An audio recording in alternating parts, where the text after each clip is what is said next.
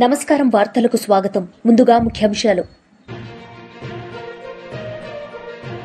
కేంద్ర మంత్రి కిషన్ రెడ్డి మీడియా సమావేశం, పలు అంశాలపై వివరణ.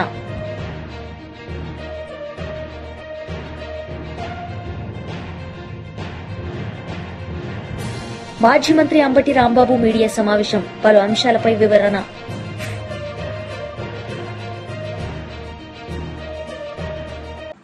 సీఎం చంద్రబాబు నాయుడు మీడియా సమావేశం నిర్వహించారు. ఈ సందర్భంగా ఆయన మాట్లాడారు.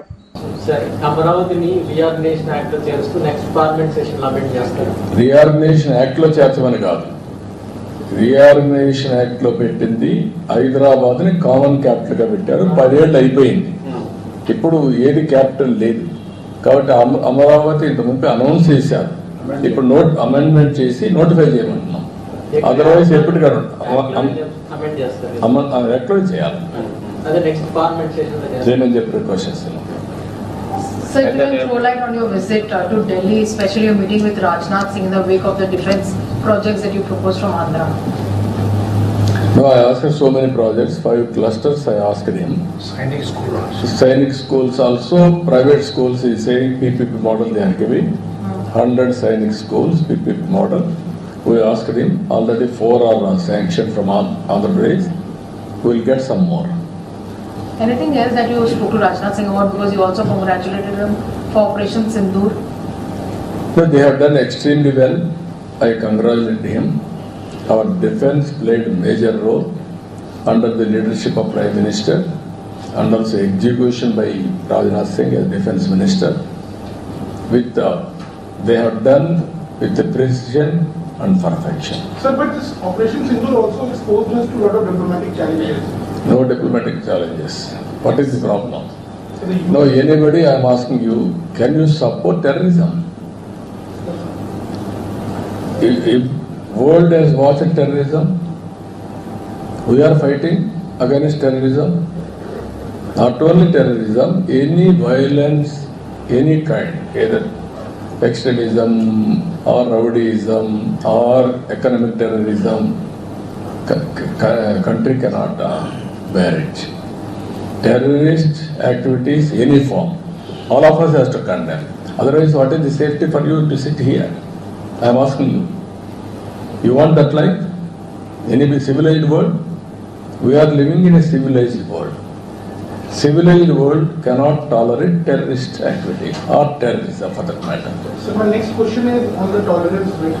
On the Operation Sindoor, on the recent arrest of Ashoka University professor, just for opinionating his opinions, he was a little critical of the government and he was arrested. So when you talk about Vincent Bharat and also talk about... No, what I am asking you, nation first. Yes.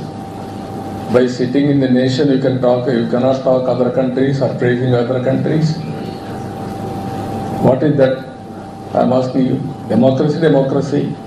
But by damaging, even by sitting in India, you can operate for Pakistan.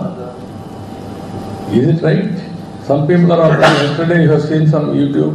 Yes, a lady. Lady, what is this?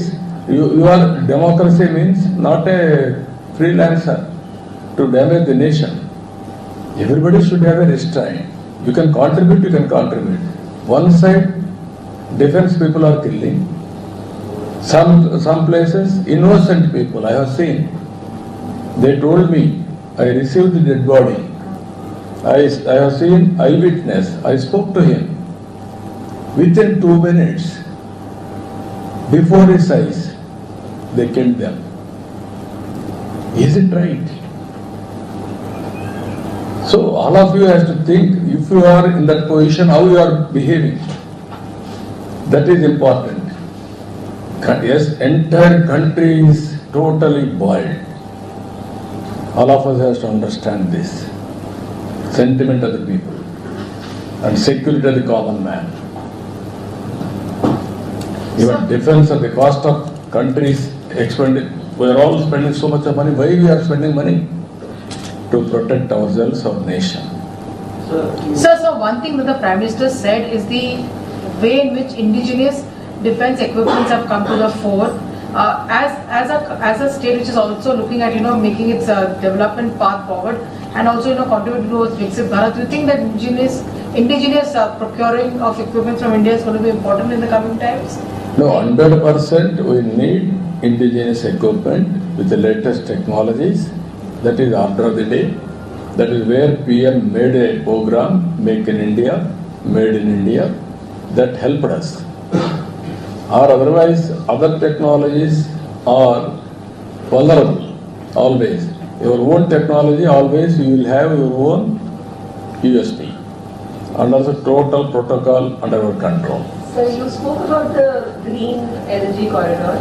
Could you tell us, because we lot of us don't understand Telugu, so could you tell us something about? So we are going in a big way.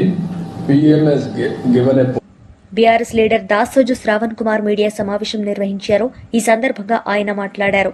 Various development indicators లో we are competing with the various chief ministers in the country.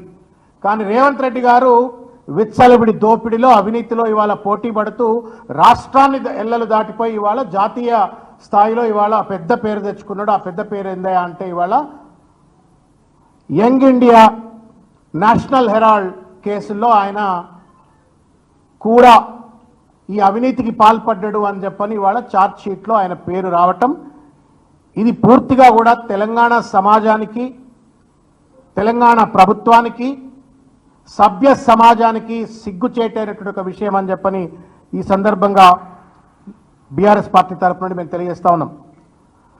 గతంలో PCC అధ్యక్ష పదవి, Pradesh Congress committee అధ్యక్ష పదవి ఓ 40-50 కోట్ల రూపాయలు ఖర్చు పెట్టి కొనుక్కున్నాడని చెప్పని సాక్షాత్తు తన సహచర మంత్రివర్గ సభ్యుడు కాంగ్రెస్ పార్టీ సీనియర్ నాయకుడు అయినటువంటి కోమటిరెడ్డి వెంకటరెడ్డి గారు అన్నటువంటి ఒక విషయం మీడియా వాళ్లకు తెలుసు, ప్రజలందరికీ కూడా తెలుసు. నేను మరొకసారి గుర్తు చేస్తా ఉన్నాను.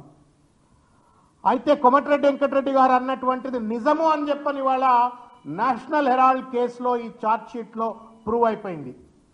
ఎందుకంటే పిసిసి అధ్యక్ష పదవి ముఖ్యమంత్రి కాకముందే, ముఖ్యమంత్రి పదవిలో కూర్చోనకముందే తాను పిసిసి అధ్యక్ష పదవి కోసమా అన్నట్లుగా తోటి నాయకులందరినీ ప్రోత్సహించి తాను డబ్బులు పెట్టడంతో పాటుగా మిగతా వాళ్ళందరినీ కూడా డబ్బులు పెట్టండి, పెడితే మీకు పదవులు ఇప్పిస్తా అని చెప్పని లాలూచి పడ్డడు అని చెప్పని స్పష్టంగా ఛార్జ్ షీట్లో పేర్కొన్నట్టుగా మనం వార్తలన్నీ వింటా ఉన్నాం.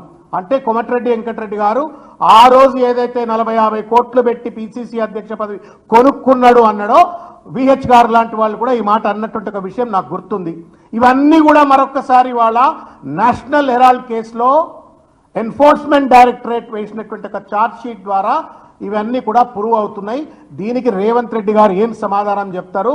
ఇప్పటి వరకు కూడా తేలిగుట్టిన దొంగ లెక్క కనీసం ఇంతవరకు ఆ అంశం మీద ఒక ట్వీట్ కానీ, లేకపోతే ప్రెస్ మీట్ కానీ, ఒక ప్రెస్ నోట్ కానీ, ఒక వివరణ కానీ ఇచ్చినటువంటి ఒక దాఖలాలు లేవు. అంటే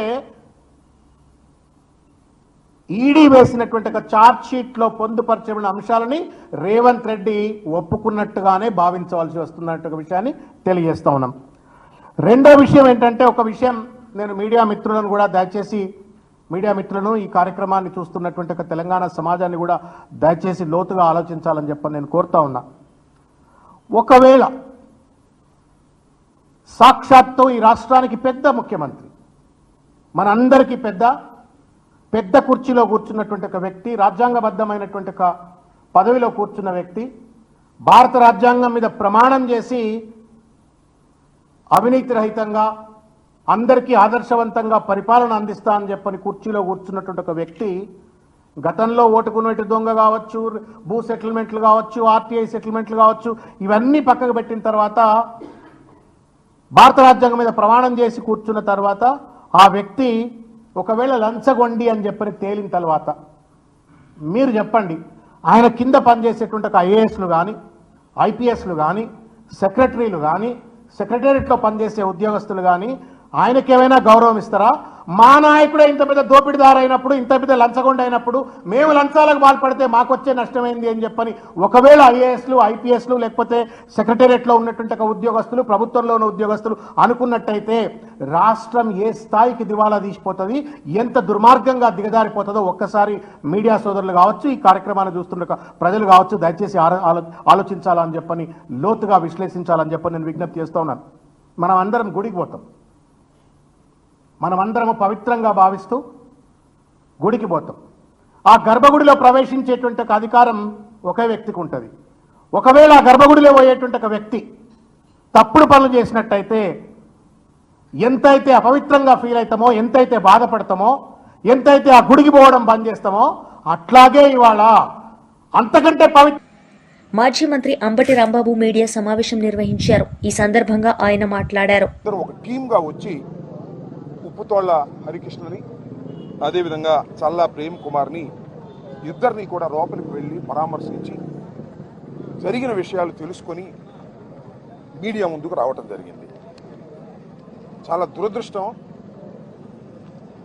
చెప్పాలంటేనే కొంత సిగ్గుగా ఉంది. ఒక ప్రజాస్వామ్య దేశంలో ఒక వ్యక్తిని పట్టుకు వెళ్ళి రక్షక భటులు అనేవారు, అంటే పోలీసులు పట్టుకు వెళ్ళి కొట్టడం, దారుణంగా చిత్రహింసలకు గురి చేయటం అనేది చాలా దారుణమైనటువంటి అంశం. నిజంగా ఉప్పుతోళ్ల హరికృష్ణ చెప్పిన మాటలు నా మాటలుగా చెప్పాలంటే, ఆయన ఉదయం 4 గంటలకి పోలీసు వారు వచ్చారు. అది కూడా ఎవరో జానీ భాష అంట, ఆ గ్రామంలో ప్రత్యర్థి రాజకీయ పార్టీకి, తెలుగుదేశం పార్టీకి చెందినటువంటి నాయకుడు. ఆయన కారులో వచ్చారు. ఆయన కారులో వచ్చి మీరు రండి అంటే, ఏమిటి పోలీస్ వ్యాన్ కూడా కాదు, ఎందుకు మేము ఈయన కారులో రావాలి అని తండ్రి కొడుకులు ఇద్దరు కూడా అడ్డం తిరిగి మేము వస్తాం పదండి పోలీస్ స్టేషన్, కానీ ఆ జానీ భాషా కారులో మేము రాము, ఆయన తెలుగుదేశం ఆయన మాకు వ్యతిరేకంగా ఉన్నాడు, ఆయనే మిమ్మల్ని తీసుకొచ్చి మమ్మల్ని తీసుకెళ్లాలని ప్రయత్నం చేస్తున్నారు, మేము రామని పోలీస్ స్టేషన్కి వచ్చారు. ఇందాక ఆ ఎల్లయ్య తండ్రి గారు చెప్పినట్టుగా వాళ్ళ అన్నను కూడా తోడు తెచ్చుకున్నాడు. ఎల్లయ్య పాప ఒక్కడే కాదు కదా అని వాళ్ళ అన్నగారిని కూడా, ఇందాక ఉన్న అన్నగారిని కూడా తోడు తెచ్చుకుని ముగ్గురు కలిసి వచ్చారు. వచ్చిన తర్వాత పోలీస్ స్టేషన్లో మరి ఉప్పుతోళ్ల హరికృష్ణను కూర్చోబెట్టారు. కాసేపు తర్వాత పోలీస్ స్టేషన్ పక్కనే ఉంటుందంట ఇంకొకటి, ఒక ప్రైవేట్ రూమ్, అక్కడికి తీసుకువెళ్ళారు. తీసుకువెళ్ళి హరికృష్ణ చెప్పిన మాటలే చెప్తున్నా నేను. 2 కాళ్ళు చాచి కానిస్టేబుల్స్ ముగ్గురు, ఆ దాచేపల్లి సిఐ పొన్నూరు భాస్కరు,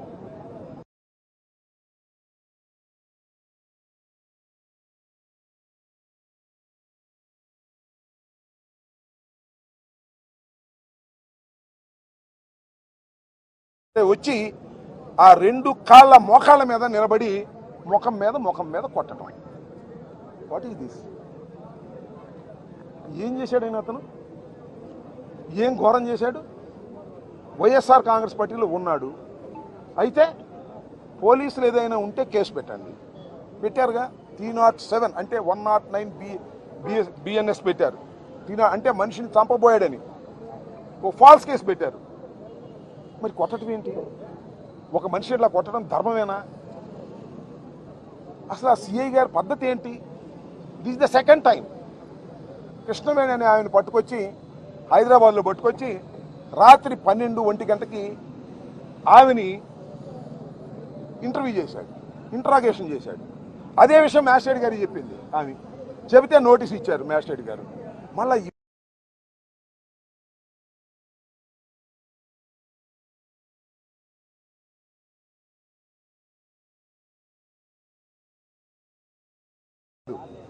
వీళ్ళ నాన్నగారు పెదనాన్న వెళ్ళి అరుస్తూ గందరగోళం చేస్తే, మళ్ళా మా పార్టీకి చెందిన వాళ్ళందరూ కూడా వెళ్ళి ఏంటి అయితే కొడుతున్నారని పెద్దగా అరిస్తే, ఇవాళ పేపర్లో కూడా వచ్చి ఈనాడు రాశాడు, ఇది వైఎస్ఆర్ కాంగ్రెస్ పార్టీ వాళ్ళు దౌర్జన్యం చేశారంట అని రాశాడు ఈనాడు. ఆయన దౌర్జన్యం కాదు, రక్షించుకోవడానికి కేకలేస్తూ వెళ్ళారు. అబ్బో ఇది బయటకు వచ్చేసింది, ఇక మనం అట్టి పెట్టిన లాభం లేదని తీసుకువెళ్ళి కోర్టులో ప్రొడ్యూస్ చేశారు. ప్రొడ్యూస్ చేసే ముందు తీసుకువెళ్ళి హాస్పిటల్లో చూపించారు. ఇది ధర్మం, అంటే ప్రొసీజర్. హాస్పిటల్లో చూపిస్తే చెప్పాడు, అయ్యా నన్ను కొట్టారు పోలీసు వారు, నా కాళ్ళు పగిలిపోయినాయి, మోకాళ్ళు పని చేయటం లేదు, నడవలేకపోతున్నానని చెప్తే మరి డాక్టర్ గారు ఏం మేనేజ్ చేశారు, ఏమి రాశాడో మాకు తెలియదు, అది రిపోర్ట్ వస్తుంది. డాక్టర్ గారు ఏమి రాశాడో, వీళ్ళు ఏం మేనేజ్ చేశారో, వీళ్ళేం లేదండి. వాడికి అంతకుముందే దెబ్బలు ఉన్నాయి, అంతకుముందే కాళ్ళకు దెబ్బలు ఉన్నాయి, ఇవన్నీ కొత్త దెబ్బలు కాదండి. ఈయన పోలీసు వాళ్ళు ఇవ్వటం. మరి డాక్టర్ గారు ఏమి రాశాడో వస్తే తెలుస్తుంది. అతను లారీ డ్రైవర్గా పనిచేస్తున్నాడు. ఎందుకంటే తంగెడలో ఎన్నికలు అయిపోయిన తర్వాత ఎన్నికల్లో జరిగిన గొడవల వల్ల ఇతన్ని కొడతారని కేంద్ర మంత్రి కిషన్ రెడ్డి మీడియా సమావేశం నిర్వహించారు. ఈ సందర్భంగా ఆయన మాట్లాడారు. కూడా దీని ద్వారా ప్రధానంగా తెలంగాణ రైతులకు అందుబాటులో రానున్నదనే విషయాన్ని కూడా మనం చేస్తా ఉన్నాను. ముఖ్యంగా ఈ సెంటర్ ద్వారా రైతుల యొక్క వ్యవసాయ క్షేత్రాలకు వెళ్ళి రైతులతో సమావేశాలు నిర్వహించి రైతులను మిల్లెట్ పంటను ప్రోత్సహించే విధంగా ఈ సెంటరు ప్రయత్నం చేస్తుంది. దాని ద్వారా తెలంగాణ రైతులకు ఇతోధికమైనటువంటి మేలు జరుగుతుందనే విషయాన్ని కూడా మనం చేస్తా ఉన్నాను. ఈ యొక్క సెంటర్తో పాటు ఎక్సలెన్స్ సెంటర్ ఏదైతే ఇప్పుడు అనుకుంటున్నామో దాని ద్వారా రైతులకు కూడా ప్రాపర్ ట్రైనింగ్ కూడా రెగ్యులర్గా ఇచ్చేటువంటి ప్రయత్నం చేస్తాం. మిల్లెట్స్ ఉత్పత్తి, దాంతోపాటు వాల్యూ యాడెడ్ చిరుధాన్యాల ద్వారా వాల్యూ యాడెడ్కి సంబంధించినటువంటి ప్రొడక్ట్స్, దాని మార్కెటింగ్ కూడా చూస్తాం. ఈరోజు మనం చూస్తాను బిస్కెట్స్ తయారవుతాయి, కేక్స్ తయారవుతాయి, అనేక రకాల ఉత్పత్తులు మిల్లెట్స్ ద్వారా అద్భుతంగా తయారు చేస్తూ ఉన్నారు. ఇతర దేశాల్లో కూడా స్టార్ట్ అయింది. మనము ప్రవేశపెట్టినటువంటి మిల్లెట్స్ ఇతర దేశాల్లో కూడా వాల్యూ యాడెడ్ ప్రొడక్ట్స్ తయారవుతుంది. దీని రానున్న రోజుల్లో మన హైదరాబాద్ నగరంలో మిల్లెట్స్ సంబంధించినటువంటి వాల్యూ యాడెడ్ పైన కూడా సమగ్రమైనటువంటి పరిశోధన, దానికి సంబంధించి మరి శిక్షణ కూడా ఇచ్చేటువంటి కార్యక్రమం కూడా కొనసాగుతుంది. దానికి సంబంధించినటువంటి రీసెర్చ్ కూడా కొనసాగుతుంది. అంతేకాకుండా ప్రాపర్ వాల్యూ ప్రొడక్ట్స్ సేల్ చేసుకోవడం కోసం, దాని మార్కెటింగ్ కోసం కూడా వాల్యూ చైన్ కూడా దీని ద్వారా ఏర్పాటు చేయబోతున్నాం అనే విషయాన్ని మనం చేస్తా ఉన్నాను. దీంతోపాటు మరి స్టార్టప్ కంపెనీలను ఈ యొక్క మిల్లెట్స్లో వాల్యూ యాడెడ్ ప్రొడక్ట్స్ కోసం స్టార్టప్ కంపెనీలను కూడా ప్రోత్సహించేటువంటి ఒక ప్రత్యేకమైనటువంటి మిషన్ కూడా ఈ సంస్థ ద్వారా తీసుకురాబోతున్నాం అనే విషయాన్ని ఈ సందర్భంగా మనయేస్తున్నాను. మరొక ఇన్స్టిట్యూట్ రైల్వే సెక్యూరిటీకి సంబంధించి ఏదైతే కవచ్ ఈరోజు దేశంలో రైల్వే మినిస్ట్రీ తీసుకొస్తా ఉందో ప్రమాదాలను అరికట్టడం కోసం, దానికి సంబంధించి హైదరాబాద్ నగరంలోనే ప్రధానమంత్రి గారు స్వయంగా మాట్లాడిన తర్వాత వారు అంగీకరించారు. Kavach project centre of excellence అదొక ఇన్స్టిట్యూట్ కూడా ఈరోజు హైదరాబాద్ నగరంలో ఏర్పాటు కాబోతుందనే విషయాన్ని మనం చేస్తా ఉన్నాను. రైళ్ల భద్రత ఎంతో కీలకమైనటువంటి కవచ్ ప్రాజెక్టులో భాగంగా ఈరోజు Kavach project centre of excellence సికింద్రాబాద్లో నా పార్లమెంట్ కాన్స్టిట్యున్సీలో రాబోతుందనే విషయాన్ని ఈ సందర్భంగా మనం చేస్తున్నాను. ఈ ప్రభుత్వము, కేంద్ర ప్రభుత్వము మొదటగా 41 కోట్ల రూపాయలు తాత్కాలికంగా ఇన్ఫ్రాస్ట్రక్చర్, ఆ సెంటర్ ఏర్పాటు కావాల్సినటువంటి ఇన్ఫ్రాస్ట్రక్చర్ కోసం కేటాయించింది. అదేవిధంగా మరొక 274 కోట్లు ఇన్స్టిట్యూట్కి సంబంధించినటువంటి ఎక్విప్మెంట్స్, రీసెర్చ్ యాక్టివిటీ, దీనికి సంబంధించినటువంటి ప్రాపర్ ట్రైనింగు, ఇదంతా కూడా ఆల్మోస్ట్ మరో 274 కోట్లు అడిషనల్గా మరి ప్రభుత్వం మంజూరు చేసిందనే విషయాన్ని మనం చేస్తా ఉన్నాను. మన యొక్క ఇండిజియస్ టెక్నాలజీతో దేశీయంగా అభివృద్ధి చేస్తున్నటువంటి ఈ టెక్నాలజీ, ఈ కవచ్ డిజైనింగ్ సంబంధిత అంశాల మీద ఈ సెంటర్ ఆఫ్ ఎక్సలెన్స్ కంటిన్యూయేషన్గా విస్తృతమైనటువంటి పరిశోధనలు చేయనున్నది. రైల్వే ఆపరేషన్స్, దాని భద్రత, హై లెవెల్ టెక్నాలజీ డెవలప్మెంట్ చేయడము, అదేవిధంగా రైల్వే డ్రైవర్స్ కావచ్చు, లేకపోతే టెక్నీషియన్స్ కావచ్చు, వాళ్ళందరూ కూడా క్వాలిటీ. టీడీపీ లీడర్ మీడియా సమావేశం నిర్వహించారు. ఈ సందర్భంగా ఆయన మాట్లాడారు. ఘనత కూడా కూటమి ప్రభుత్వాన్ని. ఇవన్నీ కనబడతా ఉన్నాయి. నీకేం అర్థం కావట్లా, ఏం చేయాలో అర్థం కాని పరిస్థితుల్లో ఇటువంటి 2.5 గంటల ప్రెస్ మీట్ ఏంటా? మాజీ ముఖ్యమంత్రి నవ్వుకుంటున్నారు జనం. నీ పేపర్ ఉంది, ఛానల్ ఉంది కాబట్టి ఏదో రాస్తారులే. అసలు దాన్ని ఏ విధంగా తయారు చేసి ఏ విధంగా పంపించాలనే దానికి విలేకరులకు అర్థం కావట్లా. ఏ విధంగా 2.5 గంటల ప్రెస్ మీట్ ఏ విధంగా ప్రజలకు చూపించాలనే దానికోసం. అందులోనే విజయసాయిరెడ్డి గురించి మాట్లాడుతున్నావు. విజయసాయిరెడ్డి గారు చంద్రబాబు నాయుడు గారు తొత్తయ్యాడని. నువ్వు A1, ఆయన A2, మీరిద్దరు జైలు మేట్లు. అన్ని సంబంధాలు మీ ఇద్దరికి ఉన్నాయి. ఎవరికేం సంబంధం? ఆయన వచ్చాడో, ఆయన నువ్వే పంపించావో, ఎక్కడ పంపించావో. రాజ్యసభ అమ్ముకున్నాడు అన్నాడు, ఆయన అమ్ముకున్నాడో నువ్వు అమ్మించావో. అసలు విజయసాయిరెడ్డికి ఎవరికేం సంబంధం? నీ మనిషి. ఇవన్నీ కూడా ప్రజలు చూస్తా ఉన్నారు. IAS IPSలు జైలుకి పంపుతున్నారన్నారు. పాపం వాళ్ళ కర్మ. నీ తండ్రి అధికారులు ఉన్నప్పుడు నువ్వు చేసినటువంటి పాపాలకి IASలు ఆ రోజు జైలుకి పోయారు. ఈ రోజు మళ్లీ నువ్వు అధికారంలోకి వచ్చినాక చేసినటువంటి ఈ రోజు కర్మ కాదు.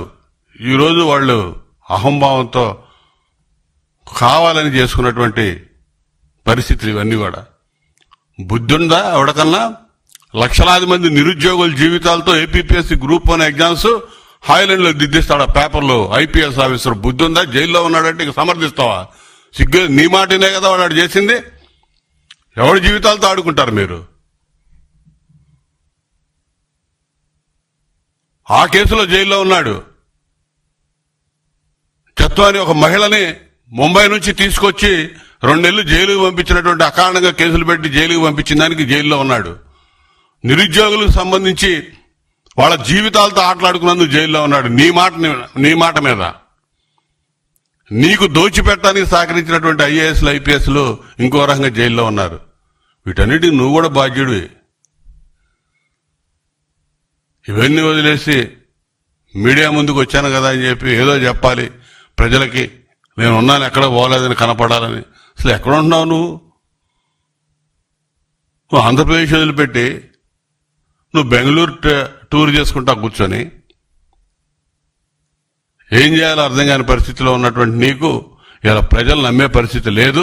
ఇవాళ నువ్వు విధ్వంసానికి గురి చేసినటువంటి రాష్ట్రాన్ని చక్కదిద్దుకోవడానికి, ముందుకు నడిపించడానికి అహోరాత్రులు చంద్రబాబు నాయుడు గారి నాయకత్వంలో కూటమి ప్రభుత్వం కష్టపడి పనిచేస్తా ఉంది.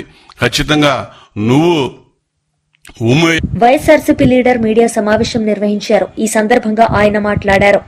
జరగనటువంటి దారుణాలు ఈ రోజు జరుగుతున్నటువంటి పరిస్థితి చూస్తే కూటమి అనే ప్రభుత్వం వైఎస్ఆర్ కాంగ్రెస్ పార్టీలో ఎవరున్నా వాళ్ళ కోకట వేళ్లతో వాళ్ళని పెగలించాలి అని ప్రయత్నం చేస్తున్నటువంటి వారందరికీ మేము ఒకటే చెప్తున్నాం. మీరు ఎంత హింసించినా ఓర్పుతో సహనంతో పోరాటం చేస్తున్నాం. ఇబ్బందులు గురి చేస్తున్నా భరిస్తున్నాం. అన్ని విధాల సహనంతో పాటిస్తున్నాం. చట్ట ప్రకారంగా కూడా ప్రయత్నం చేస్తున్నాం. ఇవన్నీ పక్కన పెడితే ఒక CI గారు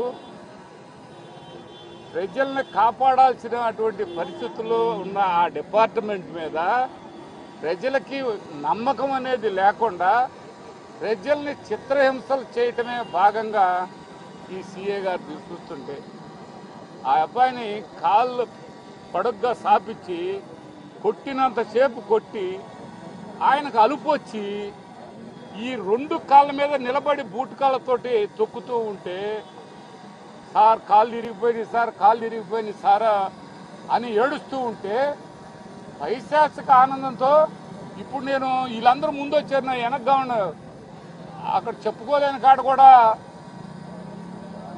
కాలుతో చేశాడండి అని చెప్తున్నారు. అంటే బేర్జాలు కూడా టచ్ చేశాడండి. ఇలాంటి పాలన, ఇలాంటి CI గారు, ఇలాంటి పోలీస్ డిపార్ట్మెంటు, ఈ పోలీస్ డిపార్ట్మెంట్ ఎన్నాళ్ళు ఇలా మీరు వైఎస్ఆర్ కాంగ్రెస్ పార్టీ నాయకుల్ని ఇబ్బందులకు గురి చేస్తారని ఈ సందర్భంగా మేము మిమ్మల్ని క్వశ్చన్ చేస్తున్నాం. కంపల్సరిగా జగన్మోహన్ రెడ్డి గారు కానీ ప్రతి ఒక్క దాంట్లో ప్రతి ఒక్కరి మీద అక్రమ కేసులు బనాయించాలన్న ప్రయత్నంలో భాగమే ఈ చర్యలన్నీ కూడా. ఇది అందరికీ తెలుసు. ఒక సీఏ గారే కాదు, ఒక చీఫ్ మినిస్టర్ గారి కాడ నుంచి, ఒక మంత్రి కాడ నుంచి, రెడ్ బుక్ రాజ్యాంగం దగ్గర నుంచి ఈ ప్రయత్నాలు అనేవి మీరు మానుకోకపోతే పూర్తి స్థాయిలో ఎదురు తిరిగి పోరాటం చేయటం తప్పనిసరి పరిస్థితి కనిపిస్తూ ఉందని ఈ సందర్భంగా తెలియపరుస్తున్నాం. వైఎస్ఆర్ కాంగ్రెస్ పార్టీ నాయకులు, కార్యకర్తలు ఎవరు కూడా భయపడాల్సిన అవసరం లేదు. ఎన్ని కేసులు పెడతారో పెట్టండి, దానికి సిద్ధంగా ఉన్నామని కూడా ఈ సందర్భంగా తెలియపరుస్తున్నాం. మీరు అక్రమ కేసులు బనాయించండి, పెట్టండి కేసులు, కానీ మీరు కొట్టడం చూస్తున్నారు చూడండి, అది మహానేరం. దాన్ని వదిలిపెట్టం పూర్తి స్థాయి. వార్తలు ముగించే ముందు ముఖ్యాంశాలు మరోసారి. కేంద్ర మంత్రి కిషన్ రెడ్డి మీడియా సమావేశం, పలు అంశాలపై వివరణ.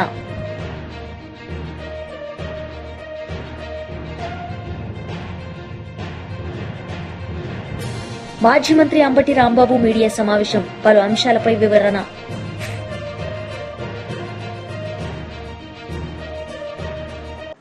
ఈ వార్తలు ఇంతటితో సమాప్తం. తిరిగి ప్రసారమయ్యే వార్తల్లో మళ్ళీ కలుద్దాం. అంతవరకు సెలవు. నమస్తే.